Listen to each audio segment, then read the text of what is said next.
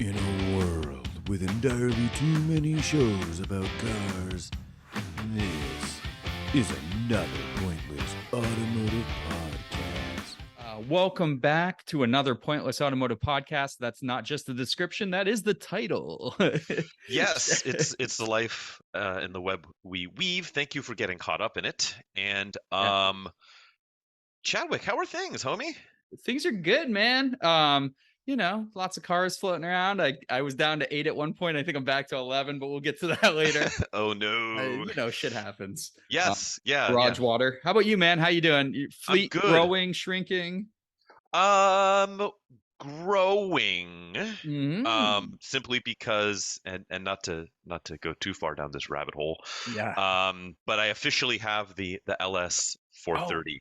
Good. So it is here. I've been using it. It's registered in my name. There was a delay because the prior owner, the original owner, homeboy, passed away, and in order to get the registration done, I needed his death certificate.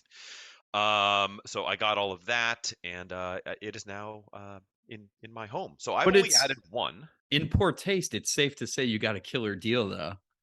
Yeah. I mean, the guy was dying to get out of it, so I was able to. Hopefully, not dying to stay in it. No, I mean, I haven't run into any apparitions or poltergeists, haunting the vehicle just yet. Although I did Google the guy's name, and I found like his obit. Oh, cool. Online.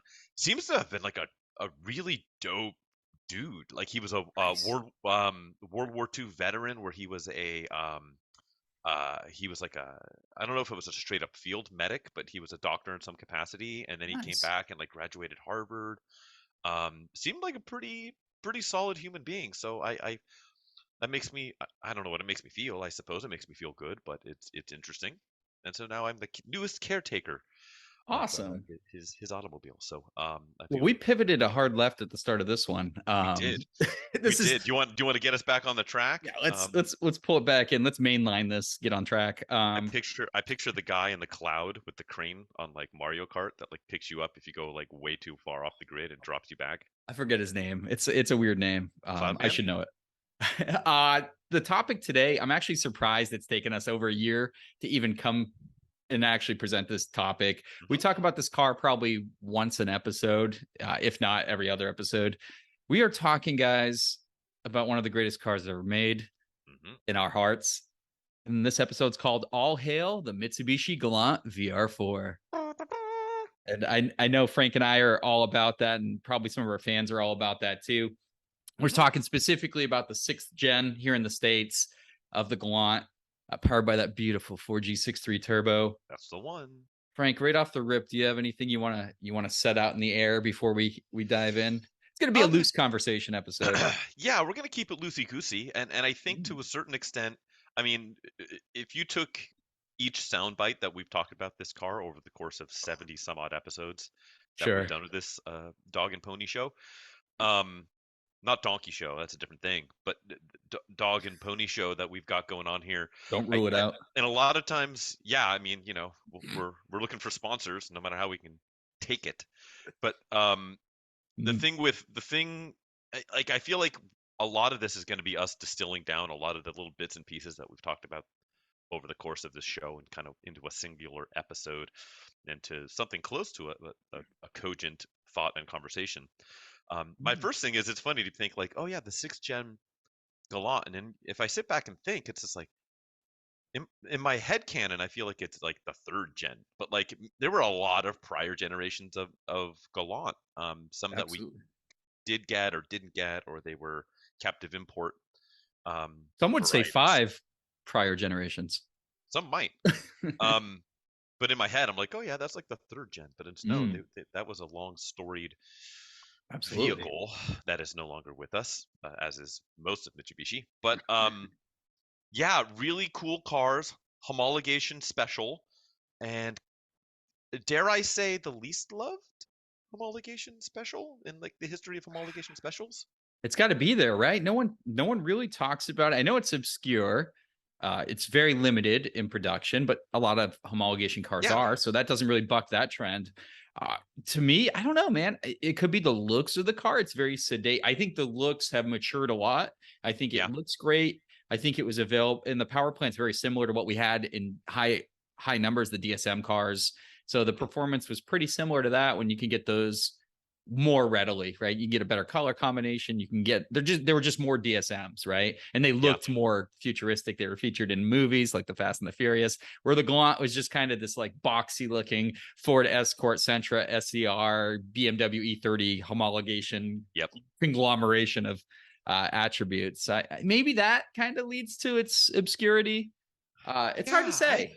It is hard to say. It is hard to say because um I'm trying to think of other homologation cars of that era that we got here in North America, because we had what, the 200 SX SE, the V6, which was sort of a homologation. They had like a real homologation version overseas, and we got like a half-assed homologation version. Right, We your had Celica all tracks for sure. Celica All Track, GT4 in the rest of the world. I mean, that was a homologation car. Mm-hmm. Um, Three but two it three. wasn't as numbered. It wasn't as like limited production. They made more of those than they did. I actually don't know what the production numbers on those, but I feel like they're pretty I low. looked them up. I never see them for sale. Right. If that's Yeah. something. Yeah. And I really like those cars too, which I've discussed in the past. Yeah. 323 GTX. Yep, It's another one. probably the next. It's probably the closest to the Galant as far as like obscurity and not a ton of love for them, but like a tried and true homologation car. I'd say probably the closest is the Legacy Turbo, which is very under Mm, celebrated. yeah. The early cars, I can't remember, they're called Sports or something. They actually didn't have like an actual name. They just had the turbo, the little hood scoop. That was the closed deck 2.2 liter. Yeah. Good motor, Don't think strong don't even deck. think it had an intercooler, which is crazy. Mm, Like 160 horsepower, where the Galant yep. has nearly 200. But that was its like competitor at the time. That's what Subaru ran. They didn't have the Impreza platform, so they were running that Legacy, which Yeah, that's is true. yeah, but geez, talk about rare, man. When's the last time you saw one of those cruising around? Boy, didn't. I just Right. haven't. And I would say, you know, the Galant's definitely a more sporting offering, a more upscale offering than that car was. Yeah. Both are cool, but yeah, I mean, I can't tell you the last time I've seen one of those. Just don't exist. I see them rarely come up for sale, and it's one that's been sitting in a snowbank for like a decade. Yeah, So exactly. they're really hard to come by. And they, unfortunately, unlike the Galant, they were offered with automatics, and the majority of them are automatic. So it kind of takes away from the racing special. I don't think, you're looking for a homologation car. You're not looking for an auto version. Right. Yeah. No, exactly. It's I don't know. And it's weird that they even made the auto version. Yeah. It's kind of Um, like the early WRXs, the bug eyes that you could get with automatics. It's like, what the fuck? When you see those one, actually those actually scoot okay though. Like I've I driven those know, but before, and like, they're okay. They're not yeah, disastrous, but it's not like whenever a you CVT. no, but whenever you see like a very low mileage clean WRX, that's what's going on, right? That's the story. The Mhm. price is good, the car's clean. You're like, oh, let me see that interior shot. Clunk, clunk, Yeah. clunk. Yep. Yeah. No, it's interesting. And so yeah, why they haven't kind of garnered the love, because let's face it, if this car had like almost any other manufacturer associated with it, Oh yeah. I think if it was the Toyota or the Toyota Camry All Track, or the Honda Accord SIR, and it was the Mhm. same spec but and same powertrain effectively. What would the price be? Double, triple? Well, think of the Same specs production and numbers? like think of the specs if it was a Euro car. Maybe it's like a 320, 325 IX, Yeah, like they some had a turbo, special. 200 horsepower Yeah. turbocharged Yeah. I version. mean, how much would that thing would be off the charts expensive? Oh yeah, yeah. It would be there'd be like I almost said there'd be like an Alpina edition, but let's face it, there was already an AMG version of the Galant, so it's not that Correct. far different. And that was yeah, but it's I don't know. What I think it's really interesting, because I think they have aged very well, Hmm. and even amongst car people, they're fairly under recognized and unknown. I mean, how many people were asking us about it on the DWA rally? And these were car people too. Yeah, like dyed in the wool car people that are just like, wait, those are like a small V6, right? Or like, wait, those had four-wheel steering, and like, what's that little plaque on the dash? Wait, they only made that many of them, and it's just this weird kind of unknown, unappreciated car where you kind of have to, if you know, you know, and if you don't, then you probably don't even necessarily care to know for a lot of people. Sure. Yeah, it's not too exciting if you don't know what it is, but I mean, just like to bring people up to speed, like the VR4, the 4 stands for a lot of fun stuff. Let's see if we can knock them all out real quick. We'll go back and forth if you want. Some foreplay. 4-wheel drive. Mm-hmm. We've got 4-wheel steering, Mm-hmm. 4 doors. That's an easy one. 4 valves per cylinder. Ooh, yep. 4-wheel ABS disc brakes. Mm-hmm. And then I think the last one is 4-wheel independent suspension. Ooh, how far down the rabbit hole can we go this? I Can got we go 6 like so 4 far. lug wheels? Yes. 4 I don't know if that's a feature. 4 skin? I don't know, but there's 4 door handles, 4 yeah, there you go. 4 tires. But yeah, apparently that was the first time all those features were combined in one car, which was kind of cool. Like it was a technological marvel, just like the 3000 GT VR4 was. Both of those were like Mitsubishi's like tech platforms. Yeah. So it's kind of cool. And what's always kind of I found interesting with these cars is the build quality on them is actually pretty good. Dude, talk about interior quality materials. That's what I mean. Like the interior Holy qualities shit. are good. You know, the switch gear feels good. You open and shut the doors, like, you know, even compared to something, you know, even just the generation of Galant after it, right? You play the interiors on those, and it kind of feels like it's made out of reconstituted Legos. I think it was. Yeah. Yeah, and just the attention to detail, the build quality was high, even compared to, you know, Hondas and Toyotas of the era. It doesn't leave you wanting at all. Parts, I found that like certain components of them have held up. They tend to hold up very well, even in like not the greatest of you know, you let them sit out in the sun, the paint doesn't really fall apart. No. You look at any 90s to mid 2000s Honda, and the paint turns to ash immediately in the sun. Exactly.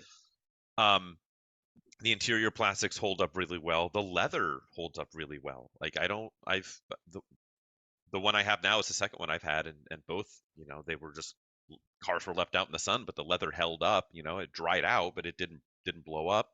Well, that's what I was going to say is that leather and those interiors, man. Like besides the one I currently own and the one I sold to you, I've had both of my other ones were over 200,000 miles, like 230, 240.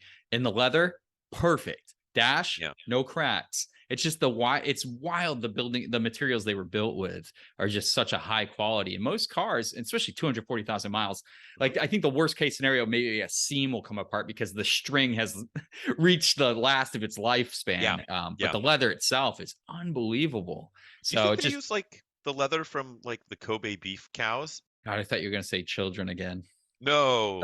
I've moved on to tween leather, but no, like I wonder because are there different like grade of like cows that you purchase leather from? Like I wonder. That's a good point. Maybe it's probably processed differently. They probably took it and like hand cured it and like slapped it against the rocks, you know, like definitely because it just lasts, man. It's wild stuff. Like I'm not joking. Like 240,000 miles, a car has been outside most of its life, and to have black leather still like mint condition, it's just unbelievable. No wear bolster marks either. It's just wild.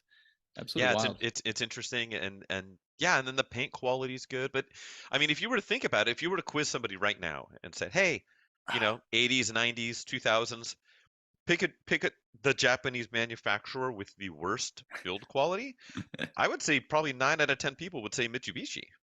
Sure. Yeah. Yeah. And so, but this car kind of flies in the face of it. I mean, mechanically, they get a bad rap, and I think more than likely that's caused by number one, lack of maintenance. Number two, or improper maintenance. Modifications without proper supporting mods. You know, it's really easy to put a boost controller in or put a bigger turbo, but if you don't upgrade your fuel incorrectly and tune it out, you're going to cause that Ford G63 to have a shorter lifespan. Yeah, the crank just walks its way out of the block. Yeah, or you forget you do your timing belt water pump on maintenance intervals, or replace the tensioner, which can fail. you could be buying an engine. So Or you do stuff like you put all the wrong fluids in all the uh, wrong components, like my car, or the PCV valve is oh boy, incorrect, or dollar X, Y, dollar store PCV and then automatic transmission fluid in every friggin' part of the car. Oh yeah, that's what that Way to transfer do it. case wants, I think. Um, and just yeah, Hmm. it's because they're a little bit different, and it's either I don't know, I don't know, but I mean, you just said it right. Like had you've been with multiples of these that have had deeply over 200,000 miles. Yeah. Um, and so it's funny, anytime I take the one I have out, I'm always like pleasantly surprised on the driving experience because So it's solid, it's well built, and especially now that I have actual functioning struts under it. Um, some handling chops. it handles for what it is. Sure. It handles well.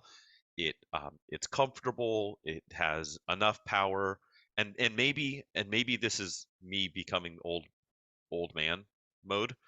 Um, I appreciate the level of power that it has Hmm. in stock form. I'm not like, man, this thing needs an extra 300 horsepower. I think I'm slowly devolving into slow car fast guy Sure. instead of fast car moderately fast or fast car slow guy. Like I think I'm slowly devolving into that. And this car fits that bill where it's like at the time when it was new, it was roughly 200 horsepower is nothing to scoff at. I mean, Not at all. that was punching pretty high in the weight class. And now that's nothing. I mean, almost every new car for sale in America right now is probably faster than the Galant, but it Sure. feels good. The power delivery is nice. The engine is smooth. Um, it just feels good. I like the way it drives, and every time I drive it, let's say I go 3 weeks without driving it, then I drive it. I'm like, oh yeah, okay, like I Yeah, get it. well put together car. I think that was its edge over the DSMs too. I think power plant and drivetrain aside, which are identical, I think the build quality of the Galants is what makes the biggest difference. I mean, they were built in Japan, not in normal Illinois. No slight against the Why do you gotta roast the employees in normal? Come I on, man. think, well, I think the materials, right? You climb into a DSM interior, and if you've been in a high mileage DSM, you know what that interior looks like. Those seats are not holding up. Dashes like to crack. Things fail. Switch gear isn't as nice. It's just those little differences to me that make it feel like a nicer person. I feel like there's a lot more insulation in a Glant too. Like it's a Yeah. pretty refined space, and their NVH is lower than a DSM, Mhm. which is interesting because it is the homologation race car Yeah. version. But But it's a plush. well built car. Yeah, I've owned what, four of them now. Let me see if I can remember the numbers off the top of my head, because that's the other thing. Each Galant VR4 is numbered. You had the 2000 in 91 and then 1000 units in 92. So my first one was 989 out of 2000, so that was a 91. I then bought a 92 in the first one was Belize green. Then I had a Summit white. Okay. That one was 141 out of 1,000. And then I bought a 92 Belize green again. That was 886 out of 1,000. And Okay. then the one I sold to you was 1114 out of 2,000. That was Yes. also a 91 Belize green. So three Belize green cars. That's the Uh, color. and then one Summit white, and the only color we're missing between us. I don't. You didn't have a Nile black, did you? You had two Belize greens, or you had a No. white Summit Summit white. White. So my first one, the one I had in college, was Summit White number 426 out of 2000. I paid $2,800 for it at the time.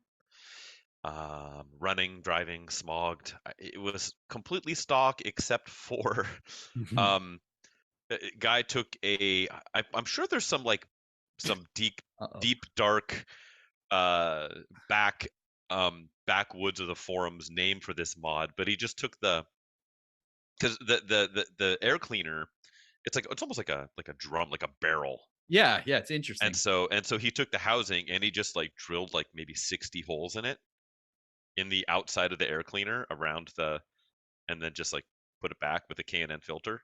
Why not just leave it off at that point? I don't know. So that was the mod, and then he had a sweet, and I'm using that poorly, um, sticker on the back bumper, like not even in the middle, like maybe like 6 inches to the right of the middle of the face of the rear bumper cover, Okay. which was You know, like the do do do do the Intel Inside like Oh logo that you have on, yes. it was that except it was turbo inside, and it was Oh, just like on the back bumper. And I got it home and immediately took it off, but it left like a little bit of faded shadow where it was, and like oh no. it took like months of like casually polishing it before like you could tell it wasn't there anymore. What a mod. Um, Otherwise it was stock and it was good for 5 to 6 thousand miles, and then the timing belt let go. Um, As they do. as they do. Um, and then yeah, and then 1114, the Belize green car, and I mean that is the color, right? Belize green. I think so. So the only other ones we haven't explored Nile Black, and I'm not a huge black car fan, but they're fine. And then the one color that's super rare is 92 only Kensington Gray, which would be super cool. I definitely would gun for one of those. I saw one, but it was just too rough.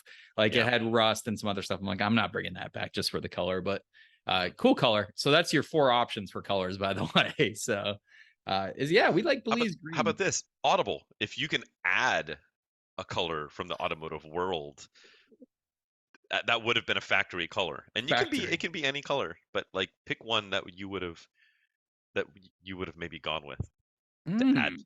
and it would have the corresponding matching wheel Oh, that'd be because dope. the wheels are all color coded to the paint. Yeah. Oof. That's a tough one, man. I kind of want to say blue, like a subdued kind of grayish blue would look cool on these cars, but the blue wheels might be a little much, Yeah, maybe but blue that with would the look white wheels would be kind of dope if you did like Nagaro or that something. would be cool. Yeah. And the rally car, well, a lot of the rally car delivery had like blue, like a deep, like a darker kind of sky Yeah. blue, which looks good in that car. What about Because a Mola? like a Mola red? Mola red, Yeah, I think I've seen some painted that color, and it's interesting. It's a interesting. very bright color for a very like Yeah, staid exterior. Yeah, I could see that, or maybe like a burnt orange for you. yeah, burnt orange. I was gonna say like a metallic brown might be cool. Mm. Brown wheels might be. I don't know how I would feel about the brown wheels with the polished lip, but that could be cool. You know what? You know what I'm going with? Uh-oh. Daytona Violet. Okay, that would be cool. I was thinking something abstract like a phoenix yellow too. Oh Pretty boy. dope. Yeah, that would hit you square in the balls. Like Yellow wheels would be like rough though. I know. Really, that's the rub, right? Like none of the factory colors are that like outlandish. How about like a maroon, like the Bonnevilles at the time with the matching wheels pulled Could off? I be. think that looked really good. And with that body style, Yeah, do or like uh what's the like arena there's like a Porsche Arena red. It's like that kind of Spanish red, like a yeah, the darkish metallic red. deeper red Um for sure. yeah, there you Oh, go. that'd be cool, man. That'd be It would have sweet. made it more flashy. Maybe that's the reason the palette wasn't super flashy too, Hmm. which contributed to it not standing out. But either was the Mazda had red, the Celica had red. It's weird it didn't have a Yeah. red. Well, how about this? I mean, of the era, what about teal? Like I don't know if it any of those works. various teals. I think it would work in our opinion, but it's very boxy. It'd be interesting. Yeah, I don't I feel know. I like mean, like all those like early Tauruses and all that, like everything yeah, was available in teal at the time. that is very Um, true. yeah, I don't know. Yeah, they went for Belize green instead, I guess, which is God bless them. Yes, yes, I'm team green all day. So what do you think? What do you think would have to happen to get the Galant put on the map and really become something? Is it going to have to be in like Fast and Furious 11? Like, is it going to have to be some weird like Gymkhana throwback, like retro Gymkhana remake? I don't like. Boy, that would really help. Like if someone did a full build Galant VR4 and it still looked like a Galant VR4, I think that would help it a lot, doing something, because I think people don't want to see like a stock restored one is fine. We like that. But I Mhm. think to really make it stand out, it put some real horsepower through that 4G63 and do some like crazy stuff. I think like a Gymkhana style video would be freaking huge. I think that'd be a massive boost to the car. But they've never used Mitsubishi's. They've always been like Subaru, Ford, Yeah, whatever the new or I stuff. wonder if maybe somebody made some like 80s Group A rally movie or something like that, and it was like the star or the co-star like movie car, you know, like because it was like at least semi-successful. It was fairly successful in its time in the rally scene. Super successful. It was short-lived because it was late Yeah. 80s, and then the Lancer came out immediately after, and Yeah. obviously same exact switch the hardware to a lighter chassis situation. Yep. Same with the Legacy. They both did that about the same time. So short-lived on the rally scene, but it was successful.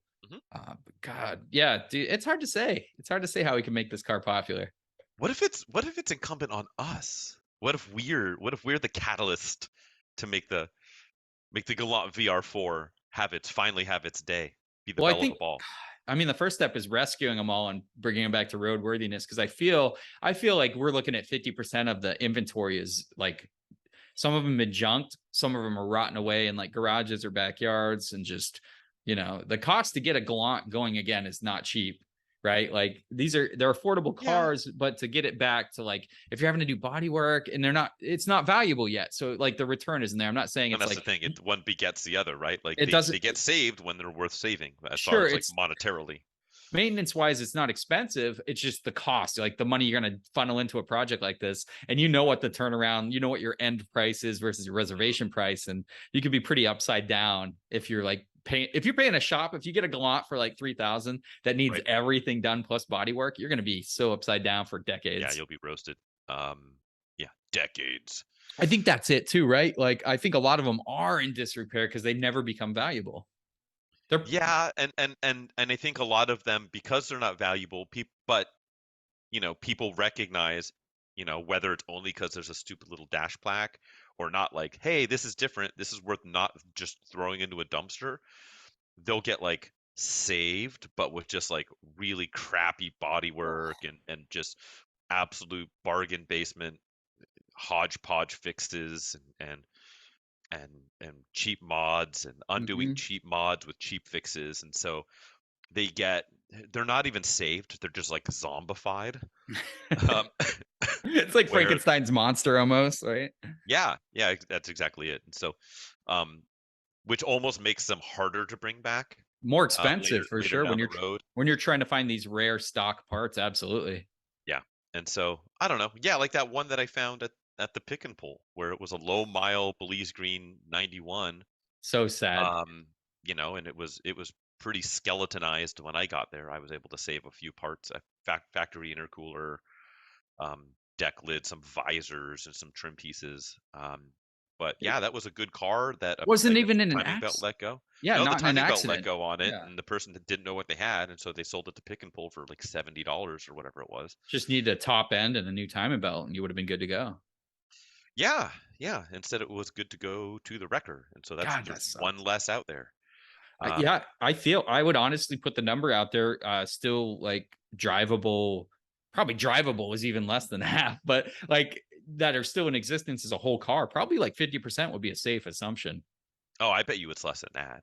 I mean, like a whole car sitting somewhere too. I'm not counting drivable. Drivable, we're probably talking maybe like a couple hundred. Yeah, a few hundred tops, right? Yeah. So we're talking a pretty rare commodity. So I don't know, man. Yeah, it's hard to say, like, how are they going to get their recognition? It's an interesting car. Yeah, and I guess in some ways it's proof that rarity does not beget value, right? Because I mean, how many of those, like, what's a production number of an F40? Like 1,300 or something like that? Yeah. I'm gonna look it up while we're sitting. The hell here, of a car, though. Yeah, I mean, granted, like I understand the concept of why there's a price delta, but like, you think that like that's a car that's like, oh, dude, I actually pulled a reasonable number out of my ass, 1,311. So it's off by 11 units. How dare you? I know. Only 213 came to the States. I just heard Enzo turning in his grave, but exactly. No, it's a fair point. Like, scarcity doesn't always have value. You could have like a rare piece of shit that's not worth anything, right? So yeah, but have you seen it? Have you smelled it? Exactly. It's really tough to say, but yeah, the fact there's so little. But I mean, to be fair though, to be positive, these are definitely fetching more money than they did historically. Like 10 years ago, you could buy a a running Galant, like you said, 28, I'd say 28 to $4,500. You could land a Galant VR4 all day. Now, are you going to see one for sale in your area? Maybe not. Right. That's the game, right?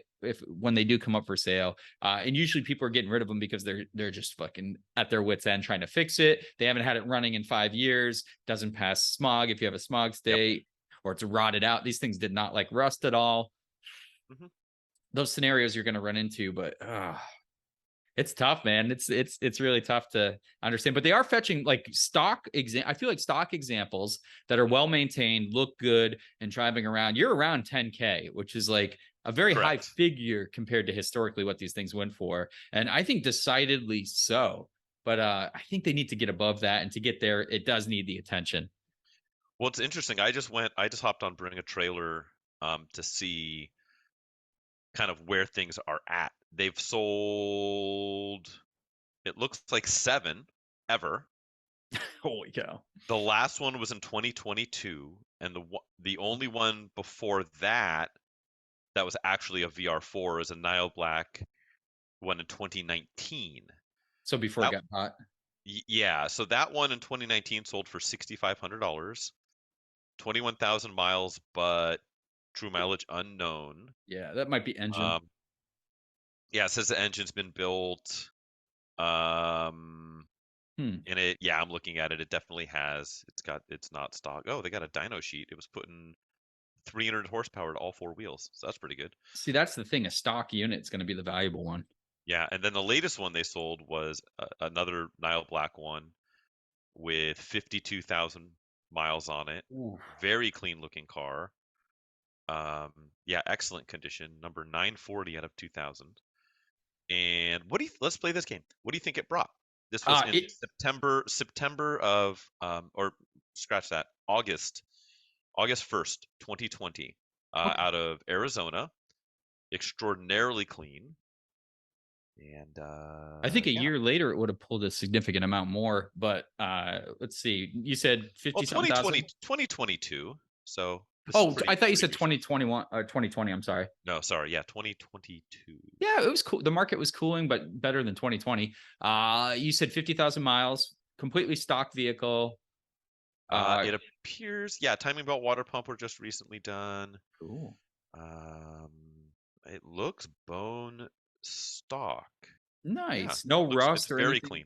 No rust. Paint's good. Paint's great. Yeah. I say it goes for like 11.2. $19,000.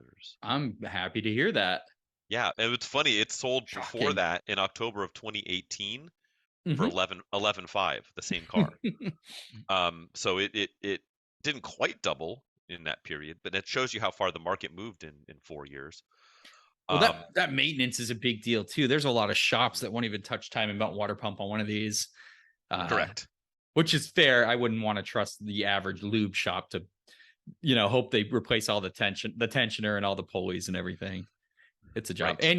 And your balance shaft belt, which they look at and be like, what the hell is that? I'm not touching that. Yeah, I'm pretty sure that's what took out the timing belt on my white car was the guy I bought it from. He worked at the local junior college. This is when I was going to school at Sonoma State. And so there was a little Santa Rosa City Junior College that had an extension at Petaluma. And that's where the guy, he was like a professor there. And so he had the kids there at the auto shop do the timing belt job. And and it was like, yeah, like 10,000 miles before I bought it. And then 5,000 miles later, it gave up the ghost. So I didn't do a full teardown post-mortem on it because I traded it for a Ford Bronco. But I suspect they just didn't touch the balance shaft, or they just didn't, or the tensioner. I would say the tensioner more. Those balance shaft belts really don't have that much more stress, and they're built with the same material as the timing belt, so they tend to hold out, and they have a lot less travel. Obviously, they're just going around. But I mean, if it broke or wasn't done right, and it got wadded up in the timing belt. It could. Yeah. It could totally, but the biggest thing is those tensioners with the grenade pin. A lot of people don't swap that out. They just kind of reset it and hope it holds. But once you lose tension on your timing belt, it doesn't even have to snap. Like 9 times out of 10, the belt just skips a tooth, and then that's game over anyway. Yep. unfortunate. But I think that's it. I think the maintenance, like, so that's probably why it fetched quite a bit of value. I mean, that's big maintenance on that car. It's a job. It's a transverse engine. So you're like working around a motor mount. You got the side of the car. It's a pain in the ass But as it's far as time interesting. goes. It goes to show you like how infrequent these come for sale. So this one, yeah, sold in 2020, and there hadn't previously been one before that. There was one AMG, like JDM one, Yeah. which sold in 2020.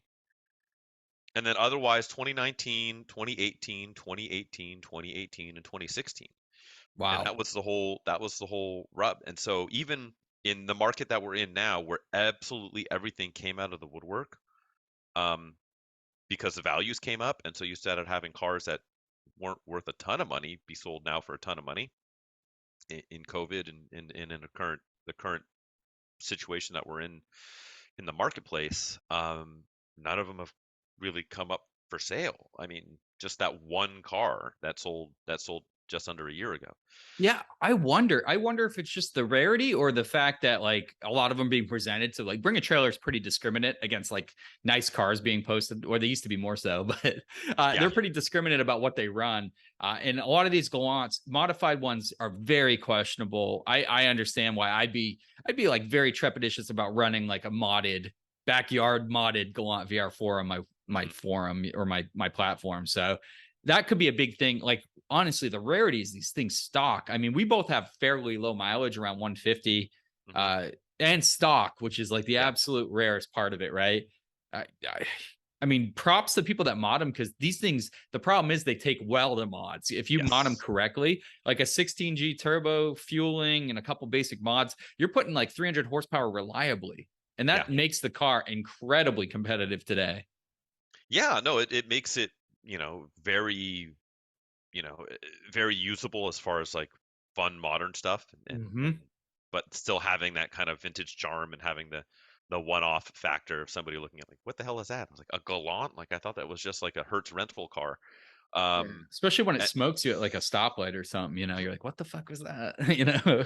yeah, and so there's a lot of reasons why I think they should have their moment in the sun, and we'll see what it's going to take to make that happen. Even just looking at cars and bids, they've never sold one. They sold an AMG one, but that was it.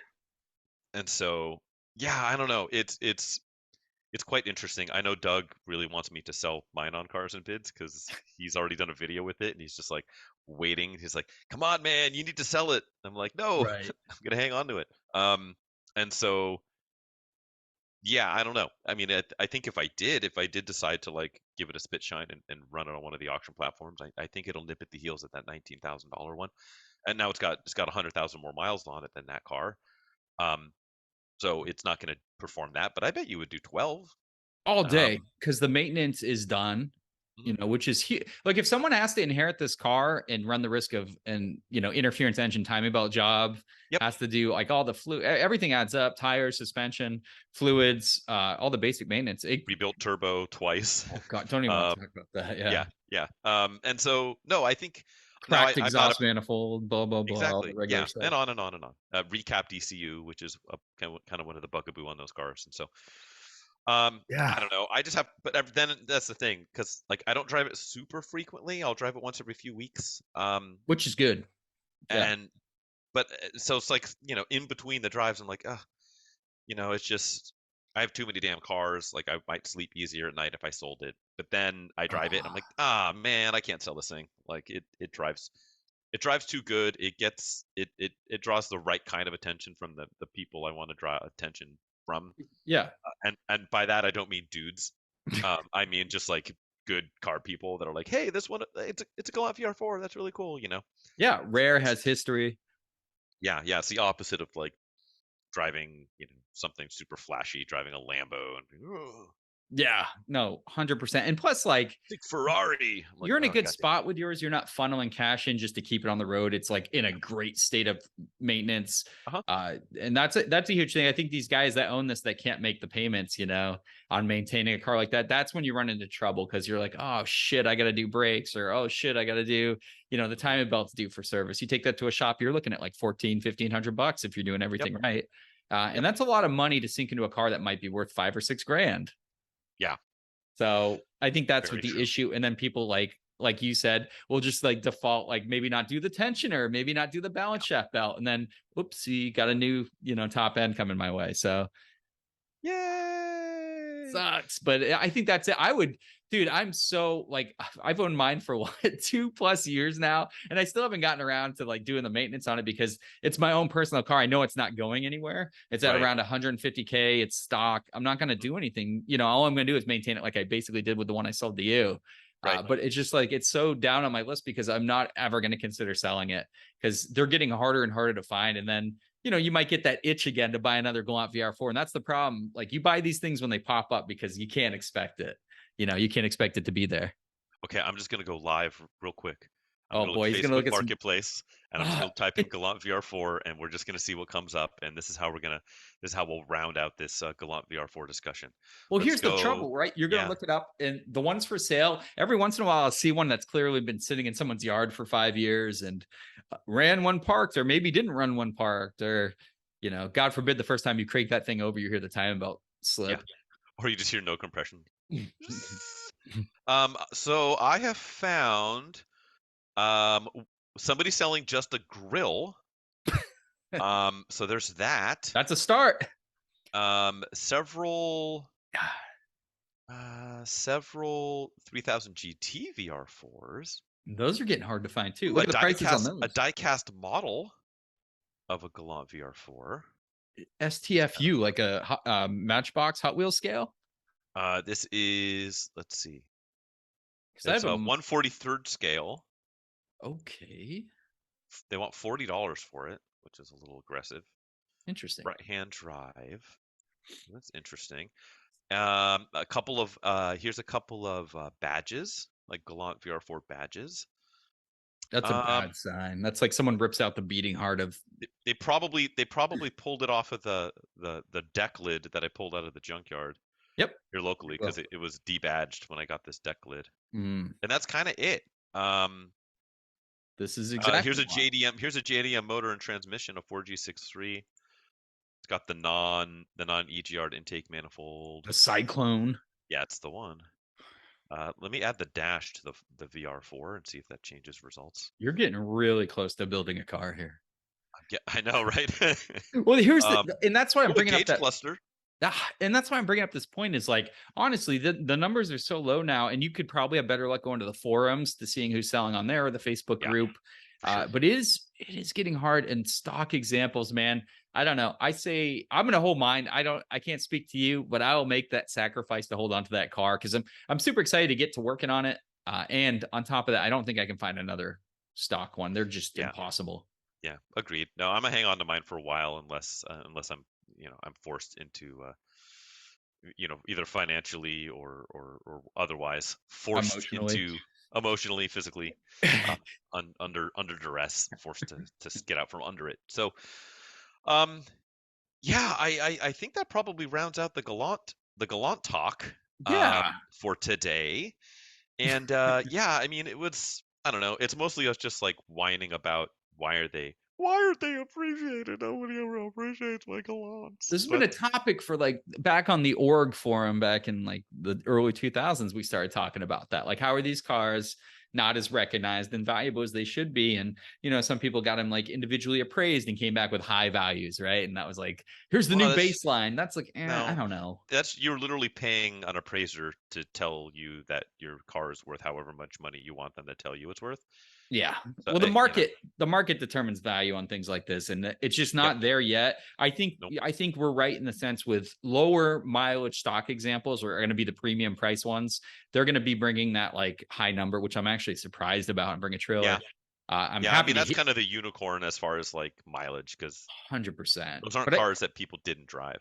Yeah, and where we're at with our 150K examples, which are still actually, in my opinion, from what I've seen, because these cars were driven, man. These were good driving cars. They weren't clunky pieces of crap. So people put mileage on them. And like the case where yours was a one owner for 30 years. I mean, that's the perfect illustration of how you get to have a low mileage performance car. So it's cool. But yeah, I think the money's in the lower mileage stock ones. But overall, they're still a hell of a deal. If you see one for sale, definitely check it out, even if it looks a little rough, because they just don't come for sale. I bet in the country right now there's less than 5 for sale. I could easily And make there that is, bet. and the good news is, it's like, and we talk about like rarity of parts and things like that, but there is there's still a decent amount of support out there. There's Yep. forums and there's groups, and as much as I'm not a huge fan of playing around on car forums, because that's how you end up as like an incel or something, but you do, there is still some good, there's good write-ups, there's good classifieds, there's good just resources. And so, yeah, if you're okay turning a few wrenches and not farming it out to a shop that doesn't know how to work on DSMs, you know, because I think all the DSM shops have closed by this point. I don't know if there's any left. I don't think there is, even folks that will do the routine maintenance anymore. It's pretty challenging. Yep. Do you think every forum has that one guy when a new person posts, they go, here's the search feature? Exactly. Every time they write, what a fucking dick. Yeah, like, I think salute. I'm going to salute in a sarcastic manner to the asshole on every forum that like chews up a new car owner and tells them to use the search bar. Have you considered using the search? Yeah, if for something where it's just like, yes, I have, and I didn't get anywhere. You still need to. Like, I had to take 2 minutes from beating my wife to get on this forum and tell you to use the exactly. search feature. You son of a bitch. Meanwhile, my Galant's at a local shop getting basic maintenance done. What a dick. Exactly. Son of a bitch. On that note, whose turn is it to quiz upon the other person? I'm going to be the pitcher and you're going to be the catcher. Okay, friend. I will cue us up for what is our still nearly 80 episodes in. We've still yet to come up with any sort of a clever name for our automotive print ad quiz game. Where young Chadwick here will I can't call you young Chadwick. What happened? Have you cut open my legs to count the rings yet? Young cheesy. I'll take it. That guy is going to go ahead and read some type copy from a print ad. Maybe it came out of a magazine, a periodical, perhaps a newspaper. I don't know, but it's going to be a piece of print advertisement for an automobile in the 80s, 90s to early to mid 2000s. He's going to redact out any of the overly identifying bits and pieces, and then it's going to be upon me to guess. I get 3 of those guesses on what kind of vehicle this is, make, model, hopefully close to a year. If I get a couple of guesses wrong, then I get a couple of hints, and that's kind of it. I get 10 minutes after Chadwick is done reading this yatch. I'm ready. Chadwick. Let's rock and roll. Alrighty. So, single page spread here. The top portion has a couple infographics with little blurbs next to them. The bottom half of the ad is the vehicle. So the top half says, these are the questions. The bottom half, this is the answer. I like this. Pretty good ad layout. So do you have to... Yes. Do you have to choose between the convenience of an automatic transmission and the performance of manual shifting? ? These are all going to be questions. Oh, good. You'd expect a race car to be graded on a curve. Well, if race cars inspired us to modify a double wishbone suspension, can you handle it? Okay. It's hard. Blank has an available 2.5 liter multi-valve single overhead cam V6 that delivers plenty of power on demand. Does an engine have to be big and heavy to be powerful? ? Can lightweight aluminum cylinder heads enhance performance? ? Good questions. Car chassis have traditionally been built on a floor pan, sorry. Can a platform that incorporates a continuous, rigid, ladder-type frame improve ride and handling characteristics? Can this help us reach a high level of performance? ? I want to kind of leave the price out for now. It's up to you. I can throw it out there. Would you like the price? Sure, why not? Okay, this is going to help you a lot. Blank is $14,375 for starters. $18,345 impressively equipped. Okay. Frank, what is the answer to all those questions I have presented to you? Let me grab a little stopwatch phone here. Okay. You have 10 minutes, my friend. Oh boy. So the biggest thing is, there we go. We're going. 2.5 single overhead cam V6. Mm. No count on doors. Nope. No note on wheels driven. However, did I read this as like a straight up old school ladder frame? I'll Like read it again. body on frame construction? Because that's how it kind of like, instead of floor pan construction, which Yep. Traditionally been built on a floor pan design, did it twice, can a platform that incorporates a continuous rigid ladder type frame improve ride and handling characteristics? I mean no, but Your a answer is still the 2.5 car then. exactly. Um, a 2.5 single overhead cam V6. So what could you get that? I believe the Chrysler like cloud cars, I think, came with an aluminum headed 2.5 V6. And so that's like the Cirrus, the Stratus, and the Breeze, the Plymouth Breeze.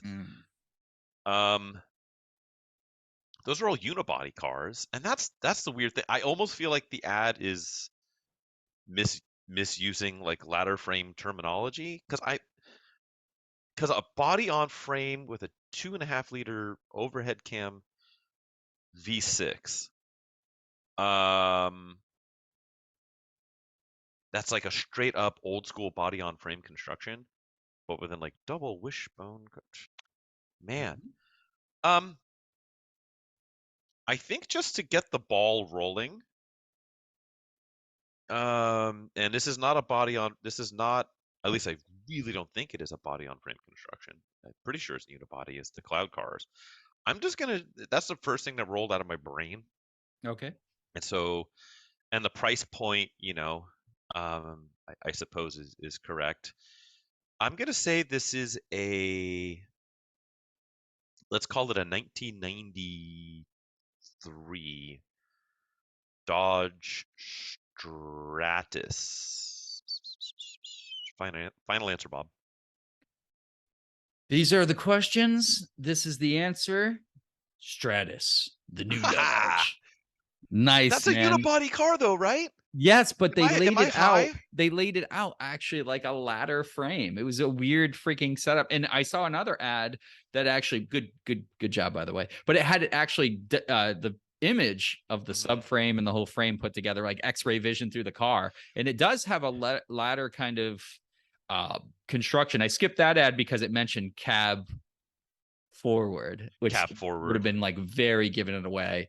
This is actually a 96 or 97 Dodge Strat. So later, I'm not up on what I think 93 was like the first year, but I'd actually maybe don't know. I think they came a little later than that. 95. So yep.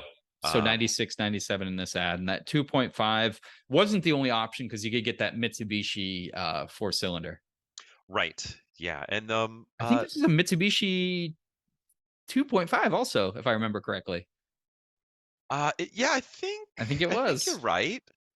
That was what did they call that thing? Was that like the jam it in everything? Whatever. Yeah, they put it in everything at the time. Yeah. Okay, well, that worked out. I left out. I knew the whole, because when I think ladder frame, I think like a traditional, like a pickup truck. Big truck, like, yeah. Yeah, like versus this is like it's unibody with a front and rear subframe, which is like just modern vehicle construction. So I don't know. I felt like it was like this feels like a misnomer to me, because I can't think of like a body on frame car with a 2.5 liter overhead cam 6-cylinder with aluminum heads. Like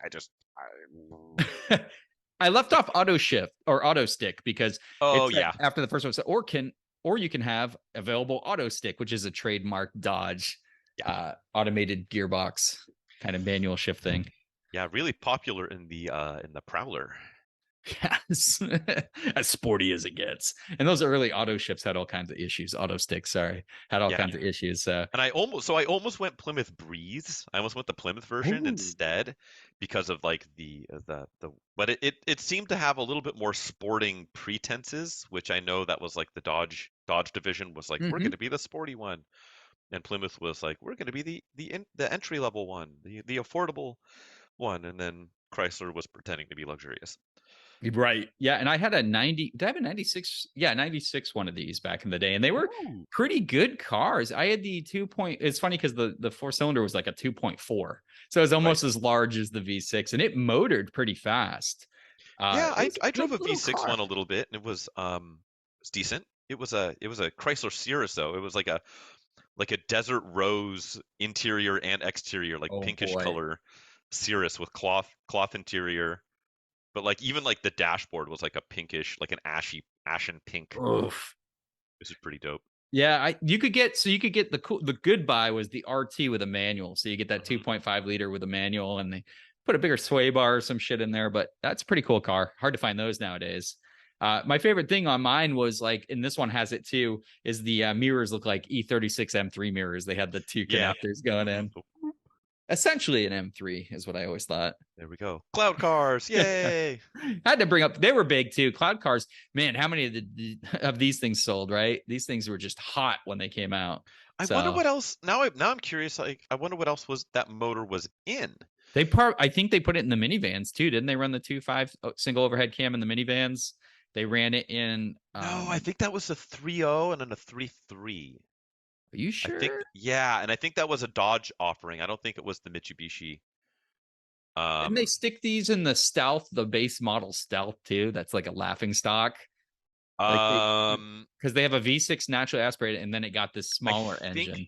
I think it was a 3 liter, just a single overhead cam 3 liter. Hmm. I think it was a yeah, like single overhead cam 3 liter, and then the dual overhead cam 3 liter, and then dual overhead cam plus Which turbos. the Mitsubishi never got. They only got dual overhead cam or twin turbo. Right. But yeah, then you had like I think they put that in the like the Dodge Avenger Yeah, and like anything like the this car at Chrysler the like the time. Chrysler Sebring, like the two doors and like the Galant. I think like the the next generation Galant and Diamante maybe got that motor. I don't I know. would kill for a first gen Diamante. Yeah, those are dope. Those are pretty cool. They look so cool. It's a completely unobtainium car, actually. I never ever see those for sale. No, no. One day your Diamante in the rough Dude, that would be will sweet. arrive. What have you been working on, homie? Should we do some Oh, P to the C to the P? yeah, the progress car progress, I think is what that acronym refers to. Project car progress. Project car, yes. What Yeah. did I say? Progress. Well, Progress car progress. I mean, Well, hopefully, there's been a lot. hopefully it's progressing. So yeah. There's been a lot. So Mini Cooper S in the shop behind me. I got knocked out some annoying maintenance items. Doing the hatch struts on the hatchback because nothing's worse, especially with a car with a battery in the back and stuff in the Mhm. back, is having that hatchback fall on you the entire time or having to brace Yeah, it up that every time you want to sucks store ass. something. Horrible. Replace that. The car didn't have a third brake light. It was completely broken out. So actually, and it's kind of tricky to find some of these parts, believe it or not. So finding the whole brake light assembly and the wiring was slightly different. So I had to make that work. But I've got a third brake light, which is cool. On Sweet. my 88 Isuzu Trooper, I did an oil change. So that was Ooh. super cool. What a truck, man. I've been driving that thing's like honestly, out of all the new cars I bought, I'm putting more mileage on that Trooper because it's Hell an yeah. absolute blast, dude. Aside from that, I bought another car. Oh man. It's becoming a weekly occurrence. So I told you I was looking for like a Hutter hatch, right? Hmm. So I scored a 2009 Volvo C30 R design with the 6-speed manual. And these things are so hard to find. If you go out hunting for like an R design, let alone R design, right? They're hard to find. Right. Getting the 6-speed manual is like near impossible. And that 5-cylinder turbo is just brilliant. It's so good, dude. I just Like, love the noises those things make. and but the thing is it's such a refined, like the thing I'm trying to explain is like it's a hot hatch, but it's so different. It's not like frenetic, it's not twitchy like the Cooper S or like my Fiesta ST was. Yeah. But it puts power down. It's just the handling isn't there, the eagerness, but it makes it a better daily. Like, Yeah. and it hauls all of the ass. I mean, 227 horsepower, I think 236 pound-feet of torque. Beefy engine, man. But I just love it. I think it's like one of the better looking cars that even Volvo has ever made, let alone any hatchback. Yeah, I think it's the most attractive like modern hatchback.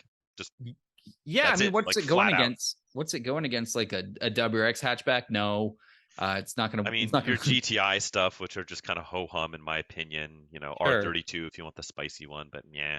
Yeah, it looks good. Uh, I mean, it's kind of it. Like it's kind of a dead breed. I mean, maybe you know what? Like the newer, it's a four door, but like the current hatchback Corollas, like XSE trim and stuff, those look pretty good. Pretty neat. Yeah, very modern Um, looking.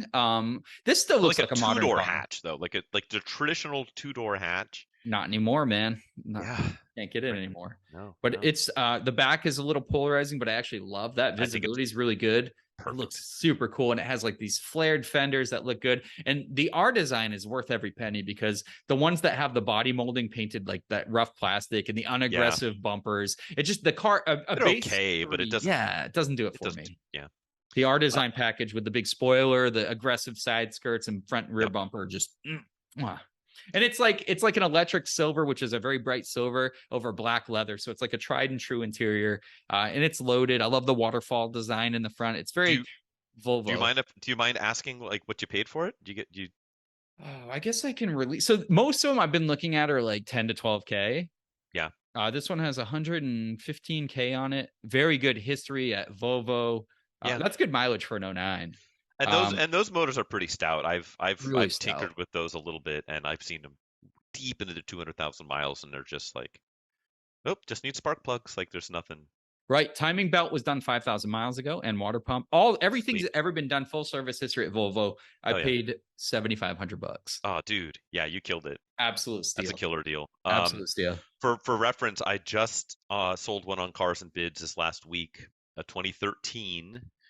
Um, Pretty base. Like I had like the premium package, but it was just cloth interior, automatic, low mile car though, like 28,000 miles Okay. That is pretty low.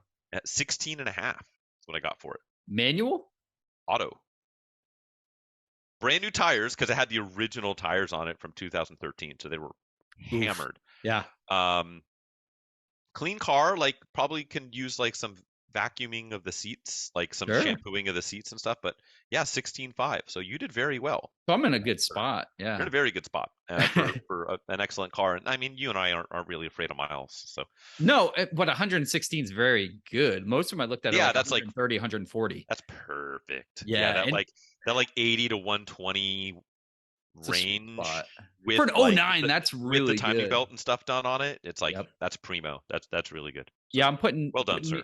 yeah, thanks, man. I'm putting new tires. Body's extremely clean. I got to show you the car. Interior and exterior very clean. It's incredible. I actually like. And this isn't even a contested fact. The front ends or the design of the first gen before the facelift looks so much better because they got kind of blobby. I think Yeah. after was it 2011 or I 2012, don't like the remember. one you sold. Look at the headlights. Like look at the front end of mine versus that. Like the headlights got kind of swoopy and I think the front end on yours is basically the same front end as like the on the C70, right? The I don't coupes. know for sure. I'd have to check It's that very out. similar Yeah. looking. Yeah, the coupes with like the retractable hardtop. Yeah, yeah. Volvo's design language at that time was pretty hot. It's such a cool car, man, and it's got like this premium sound system that's really cool. And It was, I mean, guy, that was a premium car. it for a hatch for sure, Yeah. right? It has like this Volvo like thing in the key. You know how those had the fob ginas where you push the key fob in. Yep. This one has a radio controlled thing in there that I can keyless. I can remotely walk up to the car, unlock it without pulling a key out, and I start it just by twisting that. Sweet. So they paid extra for that. It's like it's freaking nice. But yeah, anyway, yeah, working on Very good. cars, buying cars, doing the normal stuff. How about you, man? What kind of PCP have you been? Yeah, in? I'll try and keep it brief. I probably should have done the shout out at the beginning of the show, not the very end. So we sort of buried the lead here. But I did want to just give a shout out to our homies, friends of the podcast, the Bid Nerds. That's JP and Michael Deeb, specifically Deeb, because he invited us out. You were busy this past weekend, Yeah, in the Tahoe. so you couldn't. Yeah, in the gallivanting around the woods, and I was, but I was not. I had some free time, which I Nice. don't have, but I made some free time because Deeb invited us out to some Festivus for the Luft 9. That's the big Porsche show that was here in NorCal. Normally it's in SoCal. They did it here in Mare Island, which is a whole 20-minute drive from my house here in Vallejo, Right. which is Perfect. in Vallejo. I live here in Martinez. It was easy for me to get to, and so I part of that was a driving rally with him Oh, in like a dozen or so other cars, and so all heavy hitter ish, like Porsche stuff, all pretty much air cooled stuff. mm, There was one guy who had a C63 AMG sedan.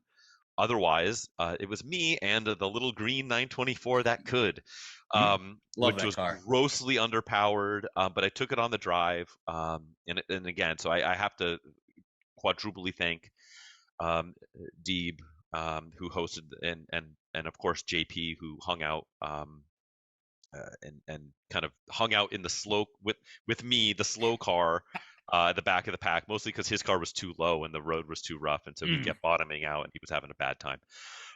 But his car lived, my car lived, thankfully, the 924, and it was probably about 200 miles of aggressive adjacent driving. Now, I learned after a couple of turns that those tires are old, and then I checked the dates, and they're date coded the end of 2005. So they are old enough to vote, those tires, and they were like Dude, yeah, there were some all seasons, and so I had to play it extra close to the vest. what were you Um, flexing on? They don't make them like they used to. yeah, exactly, vintage rubber, but no, it was um, so it helped kind of keep me regulated. And just because I mean that's straight up dangerous is driving on tires Yeah. like that aggressively, and so I was keeping it 6/10. Um, but it went, and if you push it a little bit too hard, you can feel the like it would want to oversteer, and you'd have to whoop, kind of Oh, I'm correct it. sure. Yeah. It would, because that car's pretty balanced, and so if you cooked a turn a little bit hotter than you should on old tires, anyways, it would decide it would teach you a lesson. So it lived to tell the tale. The only thing that came out at the end of it is, I think I mentioned before, where it developed a crack in the exhaust, Yeah. right ahead of the cat. And so I took it to exhaust shop, had that repaired.